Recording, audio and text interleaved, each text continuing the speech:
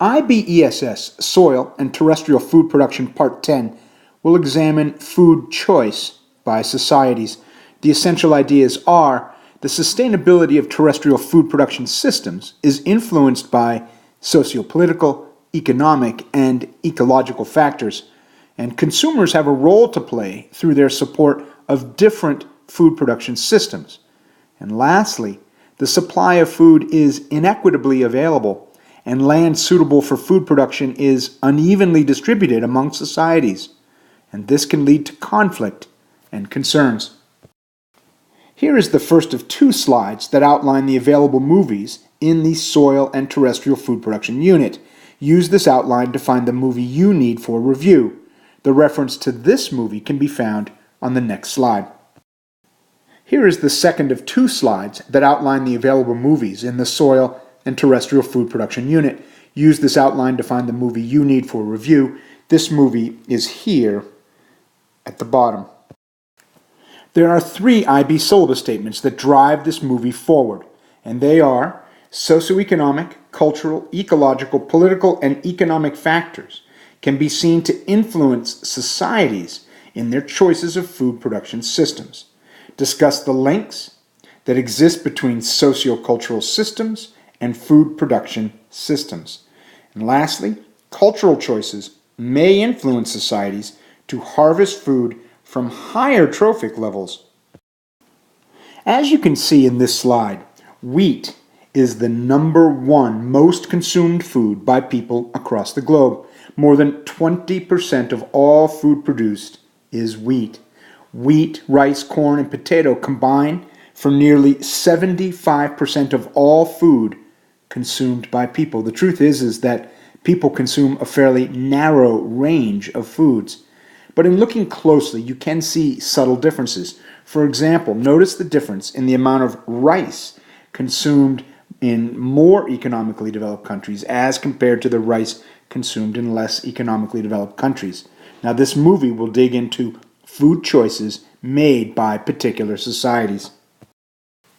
So let me outline the factors that influence food choice, and I'll provide some examples. Food choice is influenced by cultural, ecological, economic, socioeconomic, and political influences. I'll try to provide at least one example of each factor's role in the choice of foods by certain societies. So let's start with the cultural factors that influence food choice. In India, a land of more than 1 billion people, most of the population is vegetarian. The society's predominant choice of eating vegetables rather than meats is based in religion, the Hindu religion. Due to the trophic level efficiency of eating low on the food chain, India can feed more people than if the culture was more meat-eating. In India, cows are considered sacred. For Hindus, it is forbidden to eat a cow. This is a cultural, religious choice. Certain cultures raise and harvest certain animals, while forbidding others. For example, for Muslims, it is forbidden to eat pork. But remember the decline of available energy through the food chain. Meat-eating societies display a lower trophic level efficiency, and in addition, meat is more expensive. The higher price of meat makes meat unavailable to many people in less economically developed countries. Choice of food is influenced by economics. Now notice the overlap of cultural choices and economics. Meat is consumed in high quantities in more economically developed countries by cultural choice and economics. And in today's world, the choice of being vegetarian or not has become politicized. More on this later when I examine political influences on food choice. And consider the environmental impact of feeding higher on the food chain. Meat eating requires more land and more water. So notice the overlap of cultural and environmental factors in food choice. Certain cultures choose certain foods based on availability, religion, or historical tradition. Now remember, this is a unit on terrestrial food production, but it shouldn't get past you that societies make cultural decisions about the food they eat, no matter what the food, aquatic or terrestrial. And always consider the trophic efficiency of the food we eat and understand the relationship between trophic level and cost, as well as trophic level and environmental impact. Inuit societies, indigenous people in Alaska and Canada, choose raw seal to eat, and they find the eyeball a particular delicacy. Seal is available and culturally important. Certain societies choose snails, others sausage, and other cultures choose whale. Food choice is often cultural, either based in religion or historical tradition. Would you be willing to include scorpion in your cultural food choice? The Chinese do. Can you think of other interesting examples of how culture influences food choice? So let's look at the ecological factors that influence food choice by societies. Biomes with high rainfall can support wet rice production. People living in regions that have substantial rainfall so that rice can be grown are likely to choose rice as food. Rice is ecologically available in this biome. The latitude at which a society lives influences what can be grown. This is an ecological factor that influences food choice. Equatorial regions with high rainfall can grow rice. Thus, rice becomes the food of choice. In locations that support grasslands, free-range cattle can be grown. This is an ecological factor that influences food choice. Societies living in locations with native grassland biomes might choose meat to eat. Tropical mountains that experience reasonably high rainfall can support coffee. Tropical mountain biomes are the ecological conditions that support coffee production. Coffee is enjoyed by societies worldwide, so the economics of growing coffee is quite favorable if you have the right ecological conditions. Societies living in a location where a plant evolved, the plant's native home in other words, are likely to eat that plant. The Andes mountain range of South America is the native home to the potato. The potato is a certain food choice among societies in the location where the potato evolved, South America. A biome known as the chaparral is a dry coastal biome surrounding the Mediterranean Sea. Olive trees grow well in the chaparral biome. Olives are a preferred food choice in locations in southern Europe and the Middle East. Equatorial regions are warm and wet, supporting high NPP. Foods that grow in equatorial biomes are the food choices among the societies there. Maple syrup is a preferred food in locations where maple trees grow, temperate deciduous forests.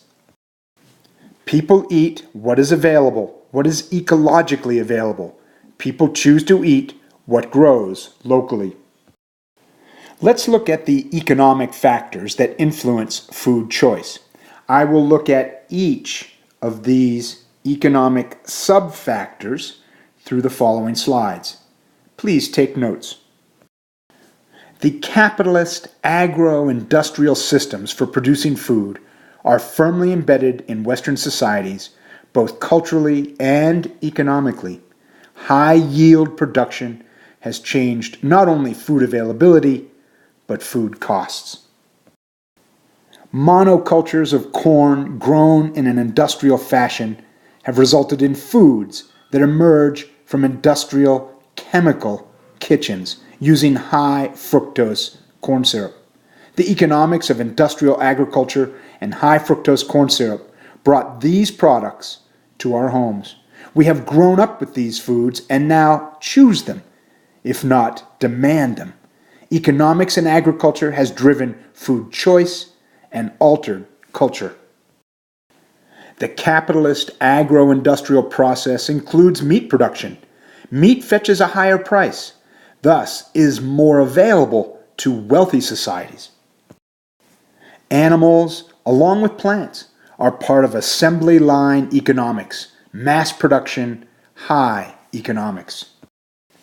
Western capitalist societies have come to expect their food to be sanitized, packaged up, and looking nothing like the original food source from which it has come. And it's important to remember that the price of meat makes meat unavailable to many societies worldwide. And always remember the issues around trophic level efficiency. The yield of food per unit area from lower trophic levels is greater in quantity, lower in cost, and may require fewer resources. Many governments subsidize food production, thus making the food cheaper to produce and ultimately cheaper in the market.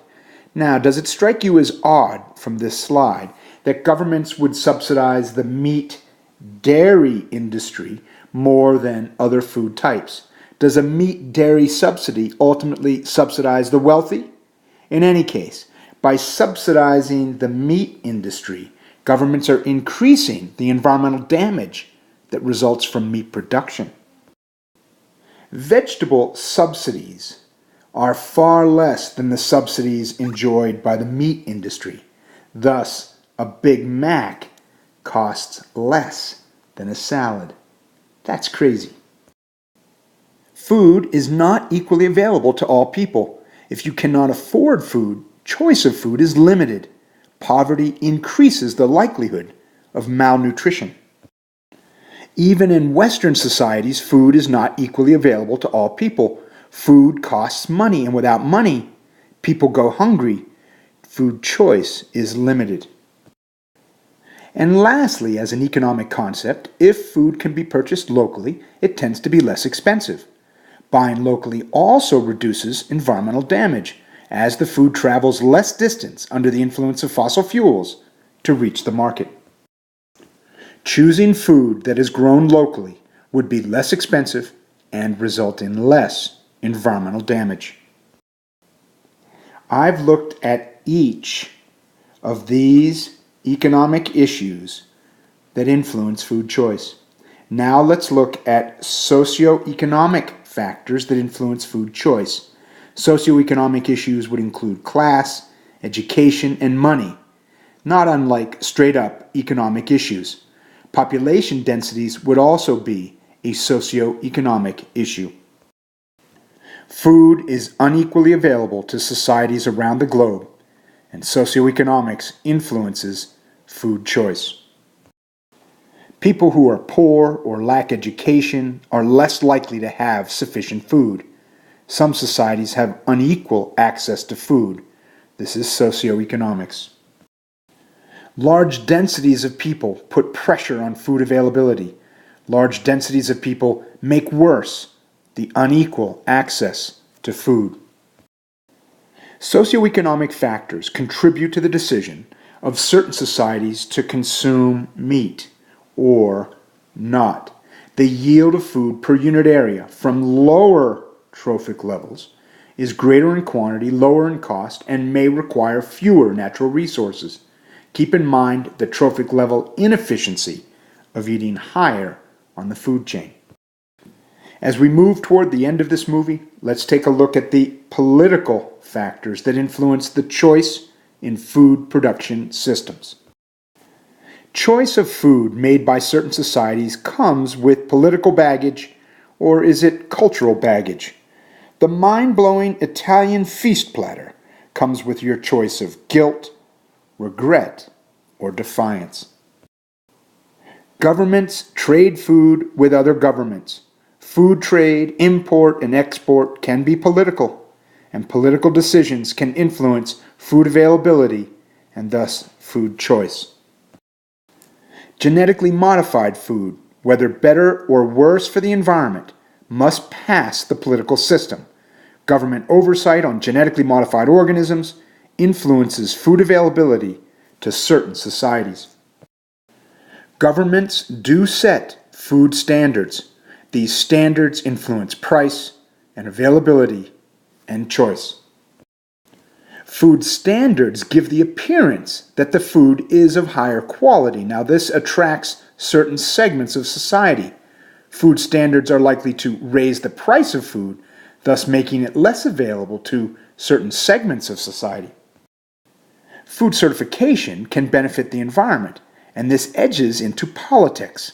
Rainforest Alliance is serving to both protect the environment and to educate people about environmental issues.